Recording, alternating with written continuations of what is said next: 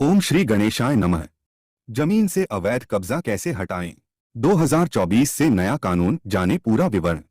जमीन से अवैध कब्जा हटाने के संदर्भ में सरकार द्वारा अलग अलग नियम कानून बनाए गए हैं, जिसके तहत आप अपनी निजी जमीन से अवैध कब्जा हटा सकते हैं।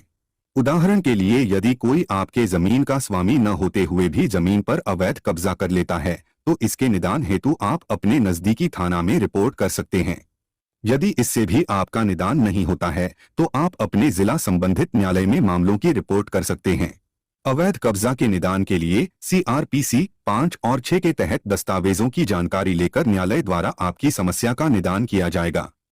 इस वीडियो में निजी जमीन से अवैध कब्जा कैसे हटाएं के सभी प्रक्रिया नीचे दिया गया है। इसके साथ लागू होने वाली सभी धाराएं भी उपलब्ध है। अगर व्यक्ति 12 वर्षों से किसी प्रॉपर्टी पर कब्जा किया है, तो सरकार भी उसे अवैध कब्जा जारी रखने में सक्षम करेगा। अवैध कब्जा से छुटकारा पाने के लिए क्या क्या करें? अवैध कब्जा से छुटकारा पाने के लिए सबसे पहले आप अपने पुलिस स्टेशन में जरूर शिकायत लेकर जाएं, जो कि एक बहुत ही जरूरी कानूनी प्रक्रिया है।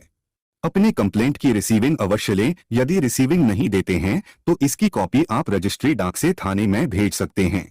फिर दूसरी कानूनी प्रक्रिया में आपके थाना क्षेत्र के पुलिस अधीक्षक SP के पास अपनी कंप्लेंट करें। इससे भी समस्या का निदान नहीं होता है, या आप वहां के निदान से संतुष्ट नहीं होते हैं, तो जिस क्षेत्र में संपत्ति है, उस जिला अधिकारी DM के पास लिखित शिकायत दर्ज करें।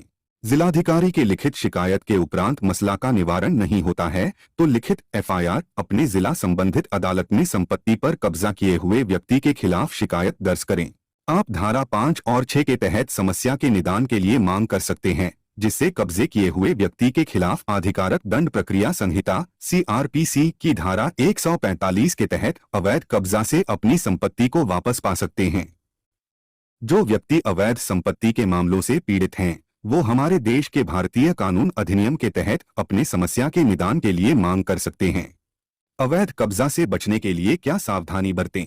अपनी संपत्ति का सावधानी पूर्वक देखभाल समय के अनुसार अच्छे से करने के लिए अपने किराएदारों पर नजर रखें, तथा किसी भी रेंट अभिभावक को ज्यादा समय के लिए नहीं रखें, अर्थात 11 महीनों बाद किराएदार को अपने मकान से हटा दें।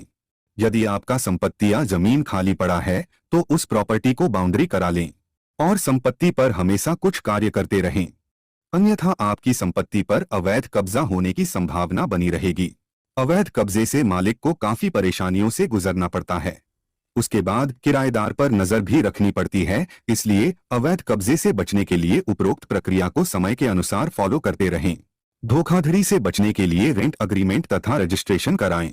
अक्सर ऐसा होता है कि मकान मालिक कम खर्च के चलते संपत्ति से हाथ धो बैठते हैं और धोखाधड़ी का शिकार हो जाते हैं, क्योंकि मालिक पैसे के खर्च और रजिस्ट्रेशन के समस्या से अक्सर मकान मालिक एग्रीमेंट की जगह नोटरी करवा लेते हैं। लेकिन मकान मालिक ये भूल जाते हैं कि किराएदार से किसी भी प्रकार की कोई समस्या होती है, तो अग्रीमेंट डॉक्यूमेंट उस समस्या से निपटने में मदद करता है, क्योंकि एग्रीमेंट से किराएदार और मालिक के बीच समस्या के समाधान के निवारण में काफी निदान मिलता है। इसीलिए घर किराए पर देने से पहले एग्रीमेंट अवश्य करा लेनी चाहिए। बिना एग्रीमेंट के कोई भी कानूनी उपलब्धता प्राप्त नहीं होगी।